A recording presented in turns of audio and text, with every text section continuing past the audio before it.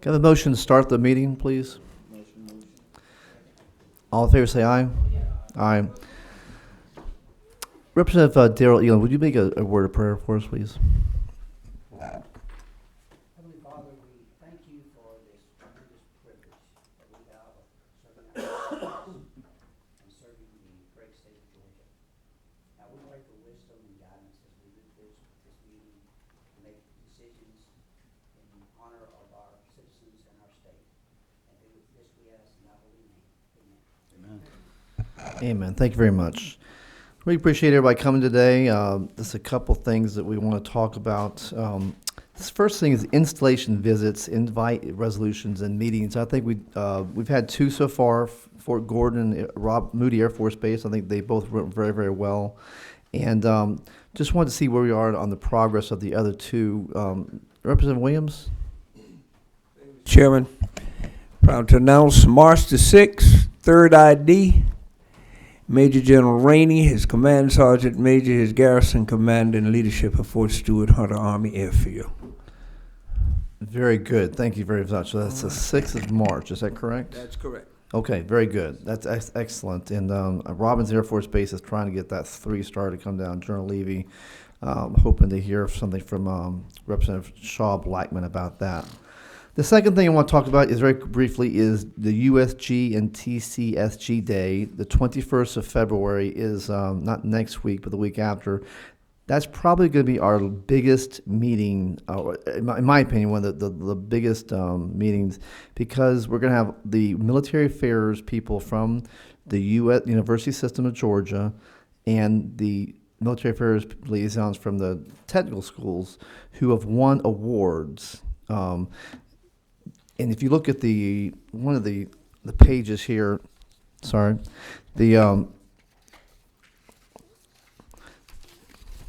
on the one of the briefs here is we really have some amazing amounts. The University of Georgia was the very top rated university among top tier research universities. Armstrong was number 4 overall, the whole nation. Georgia State was number 7. Albany University was number 8. The UGA was number 42 for all, and Augusta University also did very, very well at 112. Among military-friendly technical colleges, Savannah Tech was won the award for the entire United States of America, and followed by Wiregrass at number 13, number 19 Gwinnett Tech, and number 25 Central Georgia Tech. So we're going to talk to them about what we can do to hopefully to promulgate those best practices throughout the other universities and technical schools, and also what they can do to hopefully to drill down to what we can do for K-12 in the same way. The third thing I want to talk about is the Georgia National Guard Day. It's going to be the 14th of March, so we'll be doing a meeting on that day as well, and that's for the Guard and Air National Guard and Air Reserve Guard here in Georgia. Any questions about those items?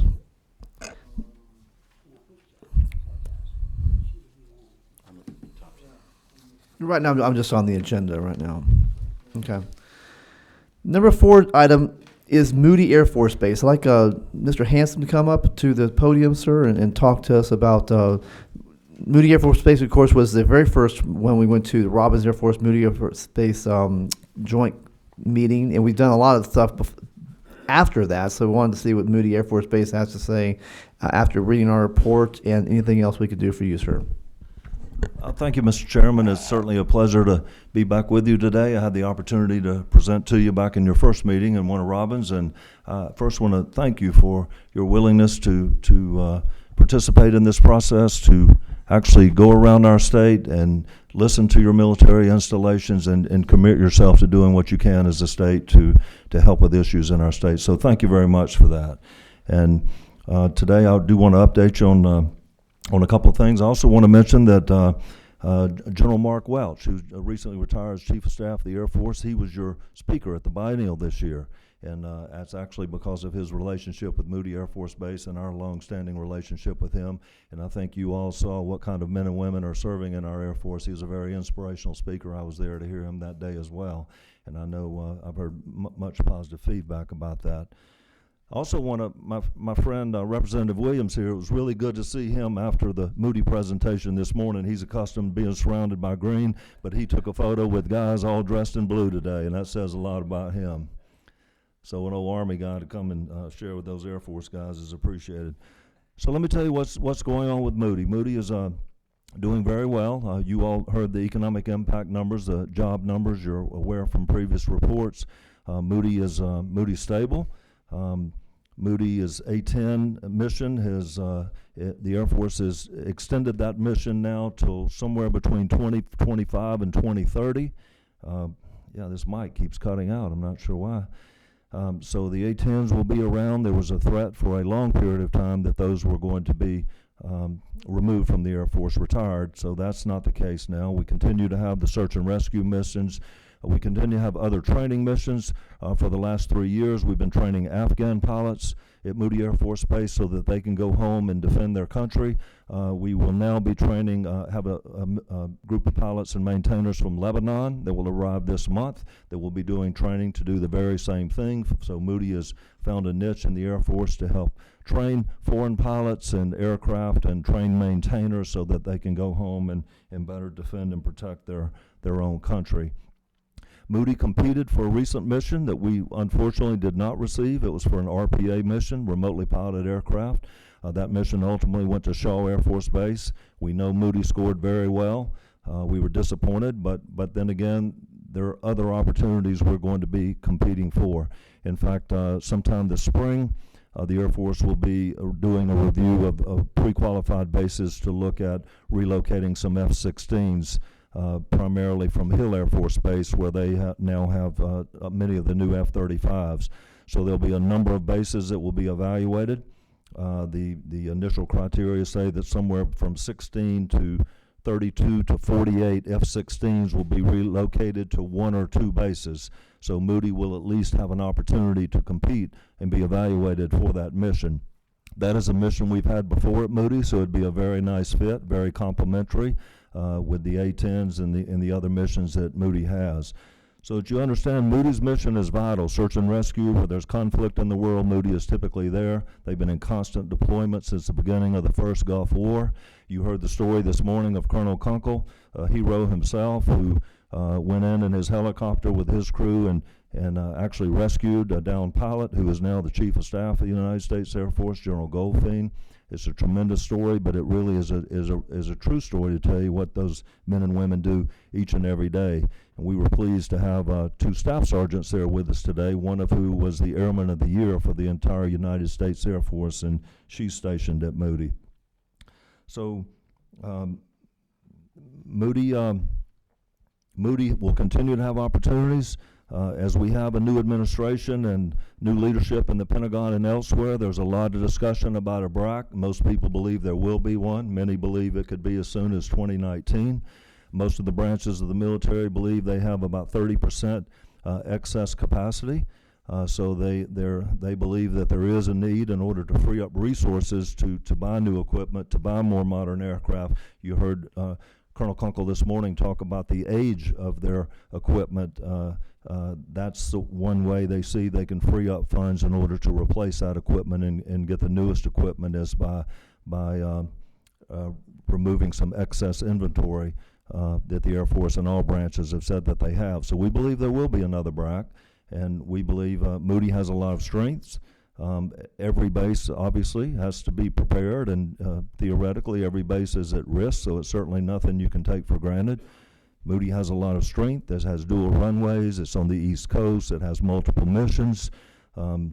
It's quickly deployed to where conflict is in the world, being on the East Coast. It owns its own bombing range next door. It owns another range at Avon Park in Florida. It has assets at Nellis Air Force Base that it owns and other bases. So Moody is a strong base.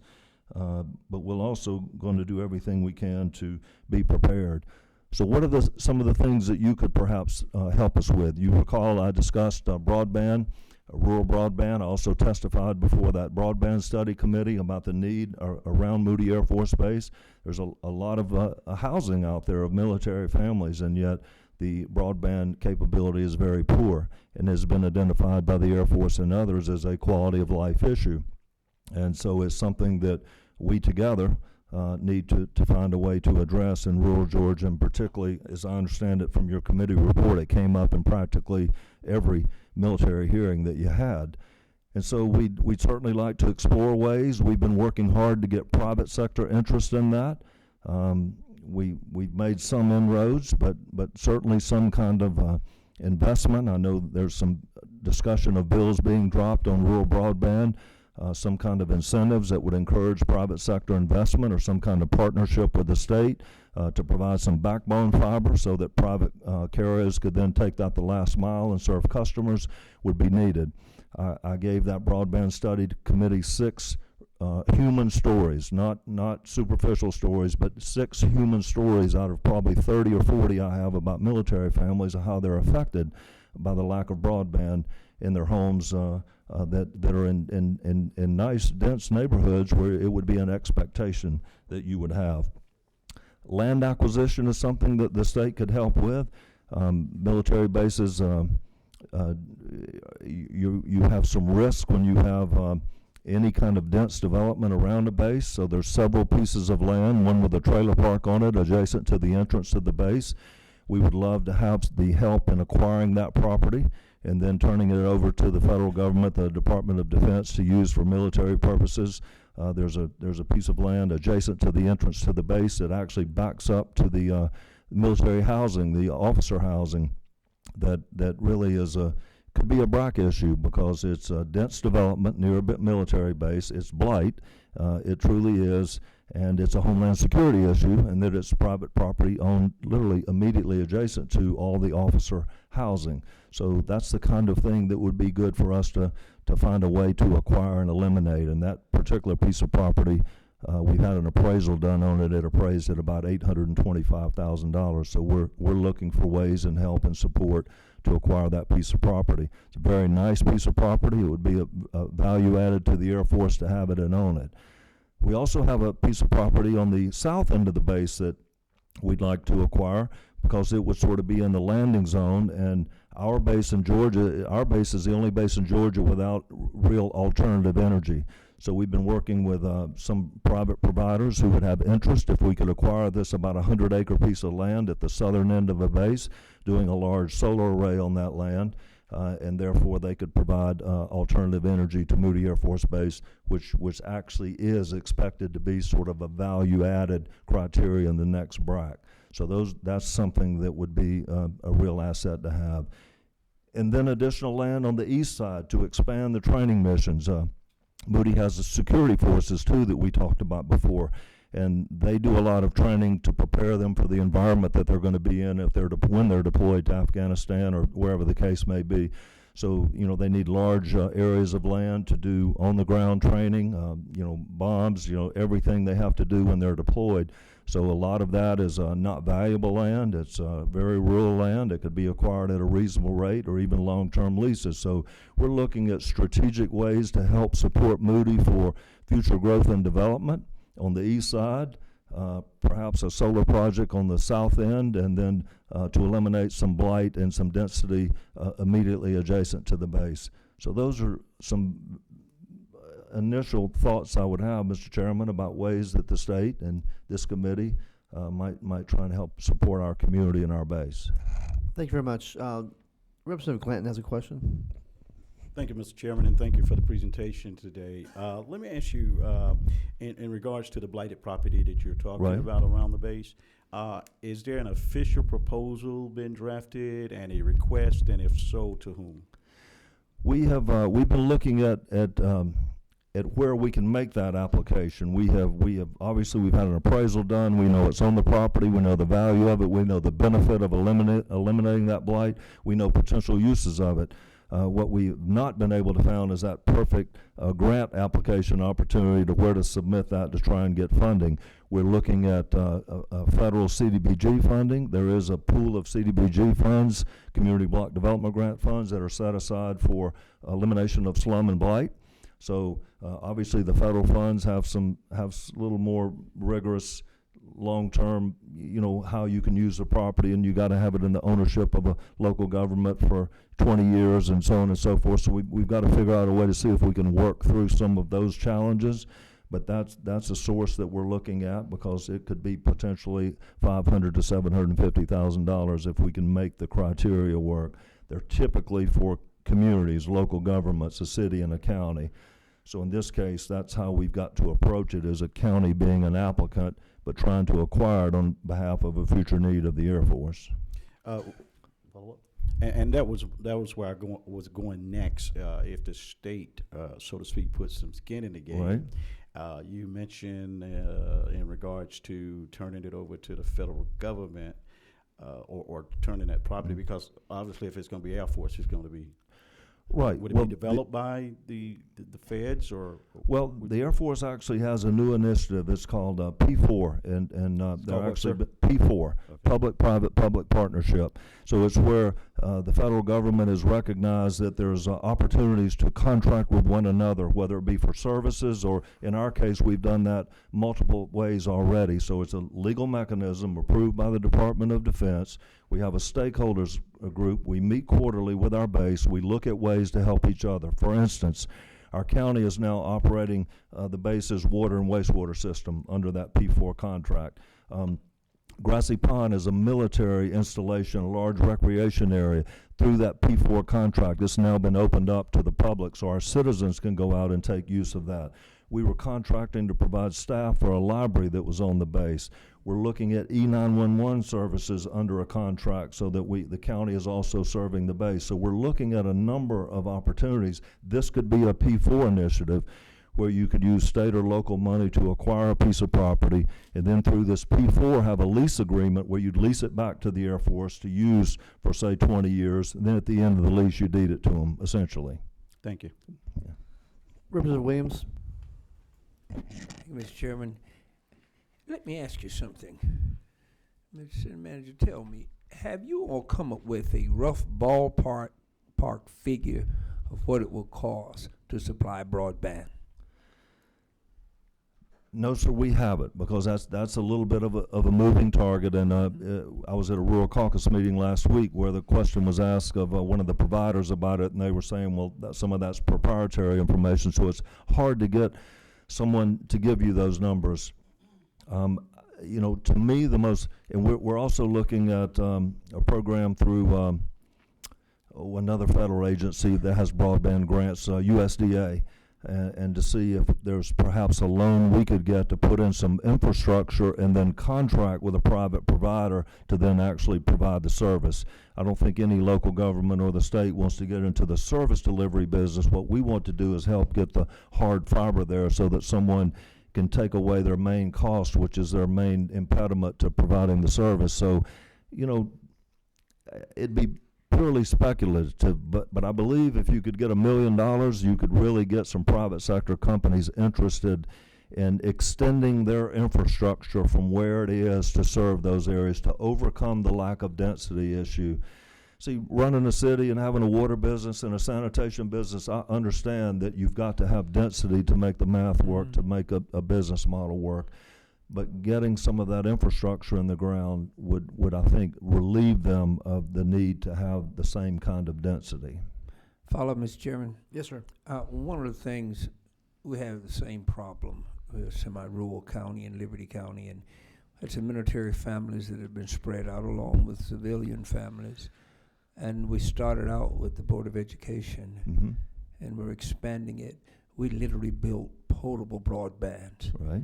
We've stationed buses with broadband capabilities in these communities, and consequently the children now and families have access to broadband because our entire system, all of our students have iPads. So it was not as expensive. Right. And so we put the broadband capability out with the intention of eventually expanding it permanently.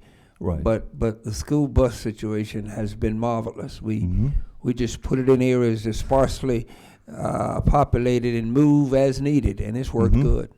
That is a very good idea to look into. you know, most military bases are a little out from the community, so Moody is 8 miles outside the city, several miles outside of the urban part of Lowndes County, and it's sort of situated really in sort of contiguous to Lanier County, Berrien County, and Lowndes County, with really purely rural area around it. The military housing is primary, which is privatized, would be those to benefit. So there just hadn't yet been the incentive or the willingness of a private provider to extend out to serve that area. But that is an idea, something.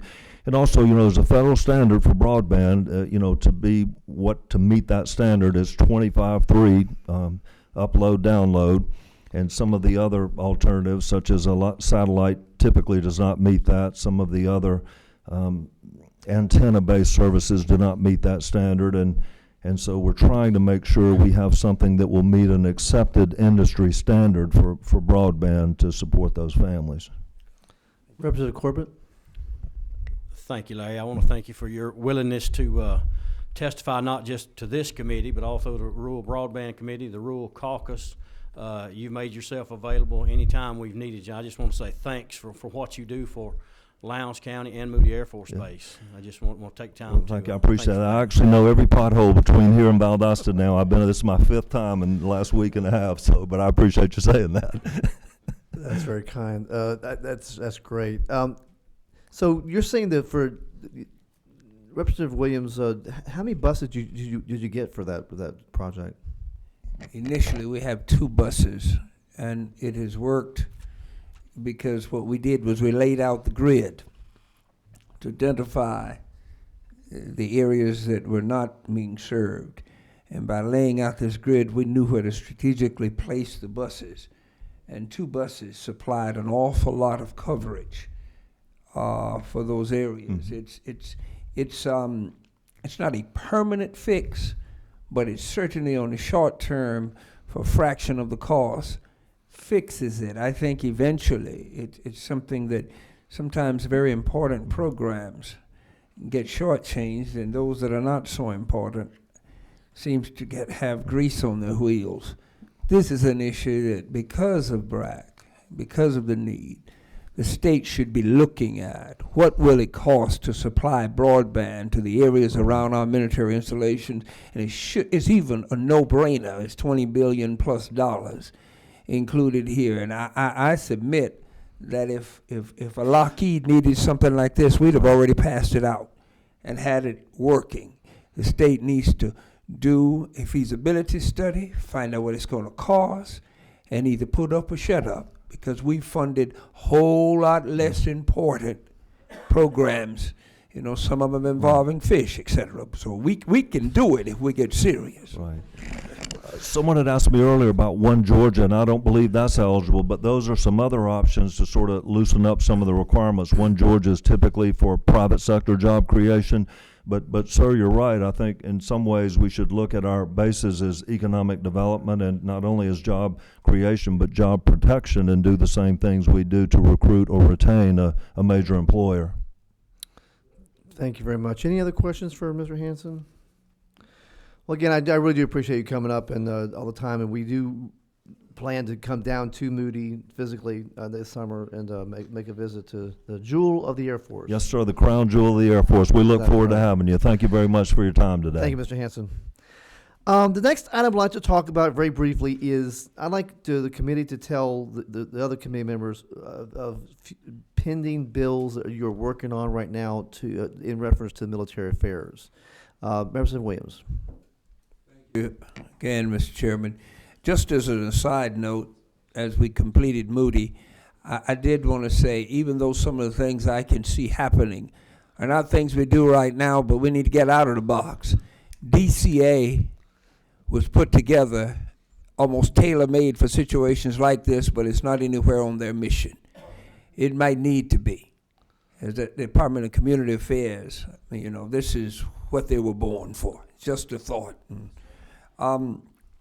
House Bill 245 was dropped by me on Thursday, I believe, and House Bill 245 is a cleanup or fix-it bill for House Bill 821. Representative Frazier and I authored last year. And this bill will include teachers, spouses of active duty military people will be able to, if they're hired by the local board, begin to teach immediately under provisional status until all of the checks and all of the things that you have to do to get your permanent license gets in place. This will not prevent someone from making an application from Fort Sam Houston. I'll be at Fort Stewart X day. Like to make application. When they get here, if it sounds like a person we want to hire, we hire them, and then we begin to do the work. People don't have to sit around for months and months and months waiting on a license. Basically the same thing HB 821 does, except it definitely names and includes teachers. Thank you, Representative Williams. And I just want to add that Representative Williams and Representative Fraser, y'all was pioneers here in like prophets or something, oracles. You were way ahead of the power curve on this thing. And I just, that's a very important bill. And a lot of, again, bases we've gone to have said we need this. And I'm like, well, we've already done it for y'all. And you just need, so obviously the chairman of the bases, they're on the committee, need to communicate with your base commanders to make sure that they know this bill's out there and that we've given a lot of thought to this. Representative Glanton. Thank you, Mr. Chairman. My bill number, I believe, is House Bill 149. It is actually identical to House Bill 814 that passed the House and the Senate last year, but was tacked on to a bill that was ultimately vetoed by the governor. And not for 814, but for something else that was in that bill. And so we're bringing that bill back, and basically what that bill does is Children of Military Families Act. And what that bill does is it puts an identifier on the end of children of military families, puts an identifier at the end of their student ID number, which identifies them as military children, in an effort to track the challenges that military kids have that are unique to the military community. Now, DOE already collects this data, and I've already talked to Mr. McKibben and Dr. McKibben and all those over there, and they support this bill going in again. So basically what we're doing is putting it in statute. We're codifying this process so that not only will military kids benefit from it, but it will become part of the matrix that the Department of Defense looks at when it's making determinations in regards to military bases and how friendly we are to our military community. Well, that's a great idea, Representative Glanton. I really appreciate you doing that. I want you to know that the military, believe it or not, is tracking each and every single military child right now. And they just started this program this year where they're going to try to see how educationally they do as they go to the different bases throughout their child bringing. And this is a big, big deal to the military, these military children. So I appreciate that. That's going to help them do that as well. Representative Keith Clark. Thank you, Mr. Chairman. But real quick, Representative Glanton, what was that bill number again? 149. 149, okay. I'm working on something, do not have a bill number yet, but it's going to be service cancelable student loans for STEM students who go and work as a civil servant at one of our defense installations to help them assist in recruiting the quality educated students that they need for the future missions. Working with the Georgia Student Finance Commission and trying to get some numbers from USG right now on what those numbers need to be to make it competitive as well as reasonable in our approach. So not a bill number yet, still doing the work to get the information together to make a bill. Okay, thank you very much. Representative Prince. Thank you, Mr. Chairman. Well, I dropped a bill. It came out today. It's House Bill 242, and in concert with Representative Glanton's bill, protecting military. It's called Protecting Military Children, and basically what it does is it builds the communications between the Department of Family and Children Services and the family advocacy on each base. So basically, if a child is being abused, that DFACS has information on that. One of the things that it would put a requirement on DFACS to identify if that child has a parent or guardian that's in the military. And if that is the case, then they will be required to notify the family advocacy group for that area. That way, DOD can track that child and that neglect as they move from base to base and city to city and things like that. 242. Thank you very 242, much, 242. Representative Prince. Appreciate that. Anyone else? Representative Corbett. Yes, Representative Blackman has got a bill expanding the Hope Scholarship to include the National Guard children. I don't have that bill number, but I know it's been dropped. I can get that number. Okay, thank you very much, and that's really important. I hope you all know that military active duty children who live in Georgia do have that right to use the Hope Scholarship, even though if they're from the resident of other states. We want to extend that also to reserves and in the Guard as well. Representative Williams. Once again, Mr. Chairman, I don't want to cause any dander to rise on what I'm getting ready to say, but I've finally reached the age where really I'll be all right tonight. Hopefully everybody else will be. But it's interesting to me that military bills that directly impact our community raises very little excitement in the halls of power in this capital. When House Bill H-21 was signed, I got an afterthought that it was signed. I've seen signing ceremonies for much less important legislation. I wasn't even given the courtesy of, I'm going to sign it on Wednesday morning, can you be there? If not, just want to let you know. And here is a bill that directly impacts $4.9 billion in the region around Fort Stewart, the largest single economic impact of any post in Georgia, by the way. And if I had a $600 million impact bill with the average industry in Georgia, you'll have almost a drum and bugle corps. We take for granted the military, and we don't do anything extra. They've always been here, where are they going? Got news for you, there are a lot of ghost towns who had the same feelings. And we don't do things, and there's some other things that have to be addressed. Representative Bill McGowan, over in Chattahoochee County, 75% of that property is military. County starving to death, and the state just says, military just stay, we'll just poo-paw it. We got to start looking at things a little differently and appreciating year-round what the military does instead of just doing BRAC. $20-some billion would get a whole lot more respect if it came from anybody but the federal government, which we figure we don't see.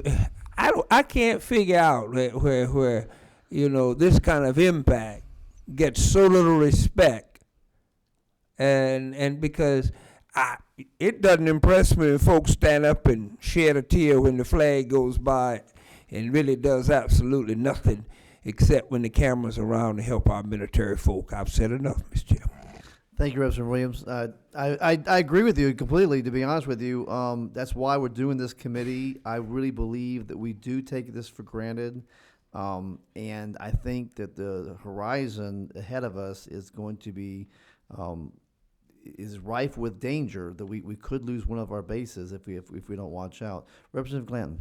Thank you, Mr. Chairman, and certainly I want to remind the members of this committee that in 2005 we lost a base that was tremendously important to Clayton County in Fort Gillem. and it devastated the local economy. Now, I recognize this is about national security, not about jobs in the community, but I believe that they go hand in hand. And so our civilian force has always been a tremendous partner for our military. Also, Mr. Chairman, want to correct, I gave you House Bill 149. It's actually House Bill 148. Thank you, Representative Glenn. I want to talk to you about two bills that I am going to drop, and I have dropped. The first one is HB 224, and I believe this is a very easy, no-cost situation. As I remind y'all again that the military sees Georgia as not having good schools compared to the other military-rich states. So this bill would allow a military child who lives on the military base or military base off-base housing to be able to go to any school of his choice, like they do in Albany, but only within the county lines. So in other words, no local money is having to cross county lines one way or the other. The base commanders are begging for this. I don't know about Moody Air Force Base, but I know that Robbins Air Force Base in particular. So what's happening is the base has base housing that they can't fill because no one wants to live on base housing because the schools are terrible for base housing. That the zone is so if the military member who has to live on the base will actually go rent an apartment in a place where the schools are good in the county, which is ridiculous. So we would like, I'm hoping that y'all will support this for military children on base housing to be able to go to the military, to any school within that county of his choice, and then have to provide the transportation to go to that school. Any questions about that? They would have to provide the transportation. The parent would. The parent, that's right, yeah. The other bill, Representative Williams. I see the intent, and I think it's honorable, and I know what happened in Albany, but the cookie cutter approach is not effective in this situation. In Liberty County, we don't have anything close to what you're saying, because we have military schools on post that are elementary and middle, so that eliminates that completely. They go there, and once you leave post, we have 2 high schools, and since our post is dead set in the middle and right outside the gate, to say that would then just create some personal preference. I happen to like the Panthers, and I don't like the Lions, so I want to go to the Panthers. And my superintendent, my school board is dead set against it. Garrison Commander has not said he's for it, because we don't have that problem. We don't have any elementary schools and any middle schools off post, and we have 2 high schools, and they're pretty well zoned, and the diversity is terrific, and they're both about the same in grading. So I don't have the problem of being slap dab in the middle of bad schools. That's not because my post is not out in the boonies. It's dead set in the middle of the city. Representative Elam. I served on the school board prior to getting a demotion and having to come up here. You can always go back. And I tell you what, I know why you said that. See, because Al and I, we're on opposite ends of this spectrum. But let me give a little clarification. I actually did take the initiative of being a retired Marine officer and understanding and being bounced all over the world all those years. And I realized the importance of our kids being able to go to the school that we chose. Now, what happened with us is that we in Dougherty County did exactly what Mr. Chairman is recommending. We voted that anybody on the base or any dependent could go to any school they chose to in Dougherty County. Well, what we were able to do is then we created pressure on our other counties. And that was what was awesome, because very shortly after that, then Worth County and Lee County followed our lead. So I think it's very strong. I feel strongly about it. I don't want to get in any type of crosswires with my, but if we if we can ask the county to do it within themselves, then they're going to. I've also heard it said that a lot of these local members do. I mean, and if you don't have a problem with in your county, I know actually not all of the bases have this problem. I know Moody doesn't have this problem, but some do. And some of these Board of Education members are saying to us that they need top cover from the state to be able to enact these changes because. This top cover will apply to everybody because it's state law. That's not local law anymore. I think if you put in there, and I don't even know if this is legally done, but that should be optional. It should, state law that takes away the option, and I still say we have no elementary, no middle schools off post, and in Bryan County, we got some of the highest ranked schools in the country. So I don't need a state fix to a problem that does not exist in my district. The largest financially military force in the state. $5 billion a year. We are the largest. We ain't got that problem. So why would a state fix put us under a state law that's not a problem? If they already plans to do it, fine, they've done it. Let any other school board do just what they have done. That's not a state problem. Y'all handled your problem. And if somebody in XYZ County want to handle it, you've got the blueprint. You can go there and show them how you did it. But don't do a state mandate on something that's not a statewide problem. Representative Clark? Just to address that concern, you could argue too that if a certain community doesn't have the problem, then it wouldn't be utilized. If the members who are required to live on the base or who are living on the base have a school on the base that is good, they're not going to need to use or have the option. They're going to be satisfied with the option that they have, that they are zoned for, so they're not going to try to seek a choice, if I'm making sense.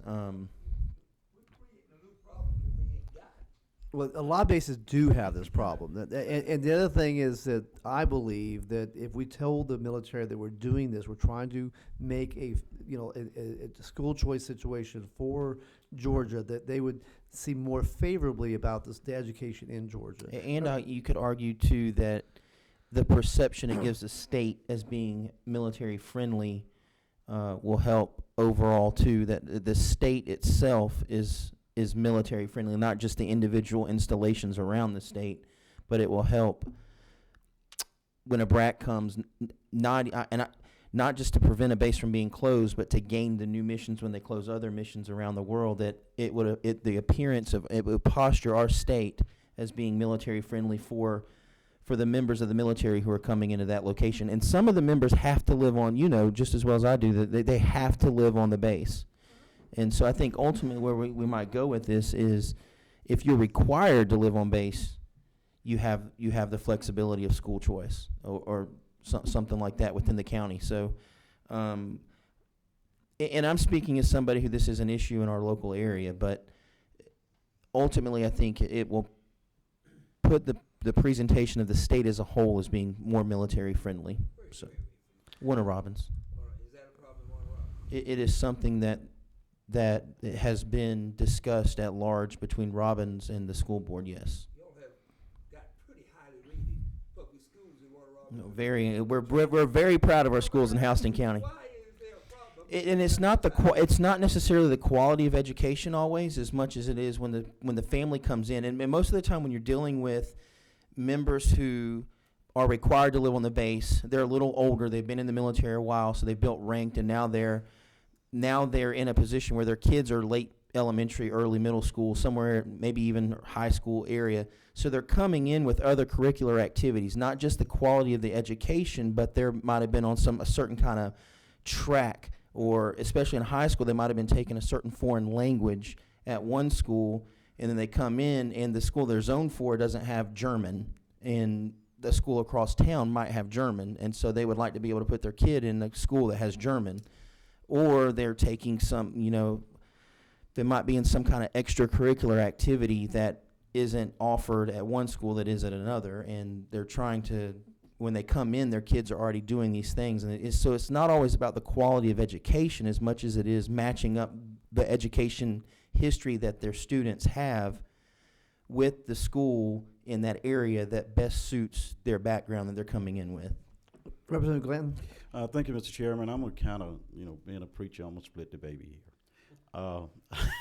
I agree with Representative Williams in regards to I have some concern about making something mandatory and to make folks deal with an issue that they don't have. But on the other side, I see the justification for doing it because, for instance, School A may not have ROTC, and School B may have it. And many of us military parents want our children to participate in ROTC, both in high school and college. My daughter's in ROTC now. And so if I were mandated by order to come to Georgia to a particular base, certainly my children are not on, they didn't choose to come here. And so we ought to be able to put them in a place where they and we think that they can be successful. So I can see it both ways. Okay, we're one more comment, and then we'll close this up. Representative Corbett? I yield. Representative Williams? My question is, and let me just say this. In my county, and I have to speak to my county because you're messing with something, you're trying to fix something in my county that is not broke. When you are given orders to come to Fort Stewart, Georgia, most of my housing is less than 20 years old. I'm a realtor, and I show you a list of houses. That's your choice time. I'm going to buy a house because I want to go to Liberty High. Got plenty of houses. I'm going to buy a house over here because I want to go to Bradwell. That's a problem that's fixed without legislation. We have the housing patterns already. We have not got an old housing area in my entire county. So why do I need that when I come with this special kid and they say, I got a program at Bradwell, I'm buy a house in the Bradwell schools zone. That's all I got to do. Then I ain't got no problem. Just very briefly, Representative Williams. Two things on that. One being, some members are required to live on base.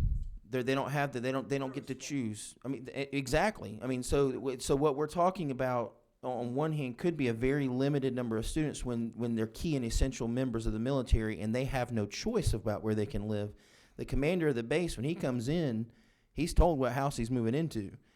And so they don't have that flexibility of real estate options. And like the chairman said, sometimes people rent an apartment in the school zone just so they can have that option. But the second thing about that is when you start looking at other maybe not key and essential members, you're looking at NCOs who might be young and they have kids, and so they don't have a lot of, their pay is not great, and they might not be able to afford to get into that better, because normally your better schools have a better, higher rated, it's just more expensive, and they might not be able to afford it to move into that school zone, so they're restricted by financial options in that situation. So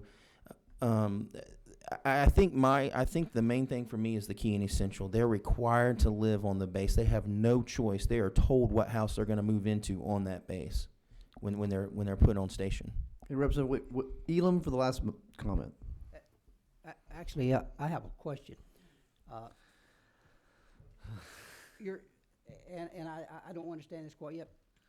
Your sources of money are three major sources. You have your local funds, mostly from your tax property. You have your state FTE dollars, and you have your federal dollars.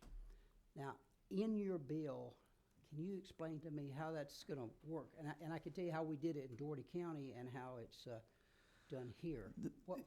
The money would not be moved at all because it stays in that county. Okay. So no money's being moved. Okay, so But it would have to follow the schools, it'd have to follow the child. okay, so Your state money would have to go if you was in, say, Lowndes County or Valdosta. But it's going to that county anyway. okay, so.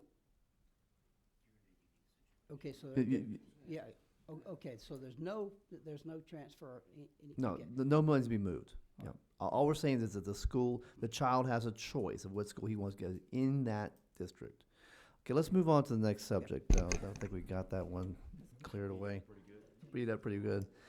I want you to look very briefly at this statement. This piece of paper I showed y'all says it starts off with Vice Chiefs push for new round of military base closures. I get one of these about every day. I just wanted you to share with you. The third paragraph, it's real money that we really need to reinvest into deferred maintenance and infrastructure backlog, said General Daniel Allen, the Army Vice Chief, told Armed Forces Service Committee. So this is another example of the Pentagon and the Congress. Congress, all throughout this time, the last 4 or 5 years, Congress has said, we do not want Iraq, we do not want Iraq, we do not want Iraq. Well, now they're changing their tune.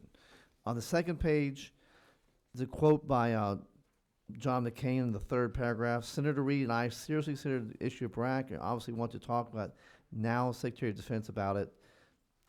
So this is, again, and then the next paragraph down is talking from the Representative Mac Thornberry from the chairman of House's Armed Services Committee. So the Senate and the House, Republicans and Democrats, and the President are all talking about doing Iraq. So I just want to hopefully share that with you, so you'll share it too with your committee members around your bases. That this is, I think, more, to me, this is a train that is coming. It's not if this is coming, this is coming. And as you know, once the Iraq is announced, it's too late to decide we're going to fix things. This is the time to fix things is now. And once the Iraq is announced, it's past time.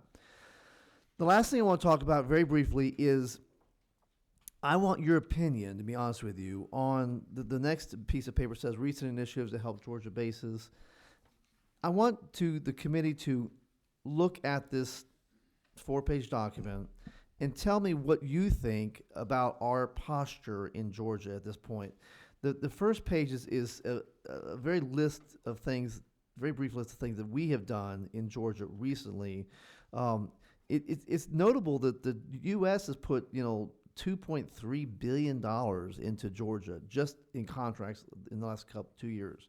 This is not, yearly it's $20 billion, but just this year alone, they put an additional $2.3 billion, most of it at Fort Gordon. We put about $41 million, and the locals have put about $41 million. The second page is the request we saw from the different bases. The M, R, that's Moody, Robbins, B is for Benning, S is for Stewart, for the things that they requested us. The third page talks about the educational rankings amongst the other states. Virginia's seventh in the nation in education. Florida's 14th. North Carolina's 19th. Texas is 21st. We're sitting at 35th. And that's why it really, amongst those top 5 states, we're at the bottom. And that's why I'm very, very concerned that our K-12 education is going to be used as something against us. And the last page, or the fourth page, is money that you've seen this chart before, but I want to discuss it. It's basically in order of how big the base is, starting with Fort Stewart, Benning, then Robbins, then Gordon, Albany, the Guard, Kings Bay, Moody, and then Dobbins. And the investments, there's 3 columns there. There's the federal investments that they put in. There's what Georgia has put in over the last couple of years, and then what private companies have been put in. The private companies, most of it has been Georgia Power. Georgia Power has put $80 million into 5 different bases for solar farms. And then the last page I think is the most important, is recent states' investments in the military at the bottom. Texas puts $30 million a year in their annual budget to protect their bases. Lately they put $657 million into state money into infrastructure. Maryland puts $5 million a year into mostly to do BRAC zones, to protect the easements around the bases. They recently put $500 million in state and local money into infrastructure. Florida does $3 million a year. They recently bought a $14 million office building in Orlando. So I would like your opinion on where we stand as Georgians. Are we doing enough, or are we not doing enough, or should our efforts be better placed? Representative Williams. We certainly, all of us on the committee, heard all summer. There's an indication, and some people said it a little differently, but we need a permanent office funded properly by the state to do the kind of things that Texas, Florida, and some others are doing, where we won't have to play so much catch up when BRAC rolls around. It should be just almost automatic. To Representative Glanton's point earlier on Fort Gillum, during that round of closures, we also lost, arguably, the third highest profile base in America, next to the Central Command, West Point, probably FORSCOM. My goodness, 13 general officers, and who would have thought? Everybody said, well, they got to be safe because they got 13 general officers, 4-star, and every other star that you can come with, and they were right off the chopping block. That lost us prestige a whole lot more than it lost us money. We need a full-time commission, office run by executive director, to do the things that we need to do all the time. Well, that's a very good point. And just for the audience, if you don't know, Fort Gillum was FORSCOM. They had 13 generals at Fort Gillum. I'm sorry, McPherson. Sorry, and they're gone. They're in North Carolina, and that means those generals are not pushing for Georgia anymore. They're pushing for North Carolina. So that is a very, very significant thing. On the last page, the first 2 points on the when I said other states' investment in the military, I'll note here that 70% of states have organizations dedicated to the protection of their bases. 8 new states in the past few years. We basically do not have one right now that is functional. The second point, 80% of states spend money from annual budget to protect their bases. Georgia does not. So we're in the bottom 20% there. That's right. 80%, that's right. 62% spend about $500,000 a year, about 24% spend about $1 million a year, and about 28% spend up to $2 million a year. Any comments, Representative Keith Clark? Just to go on that, though, looking back on page 1, you had where's page 1? That Georgia spent $41 million. We just also appropriated $50 million in the small budget, the little budget. Didn't we do another $50 million? We did. For, that's right.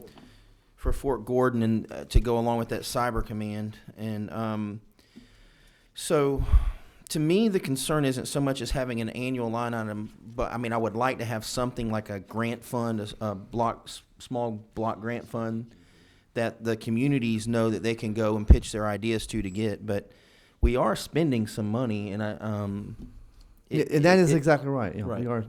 Okay, I didn't realize we had another meeting coming here at 1 o'clock at 3:30. So we will continue the discussion. But if you would please, committee members, look at those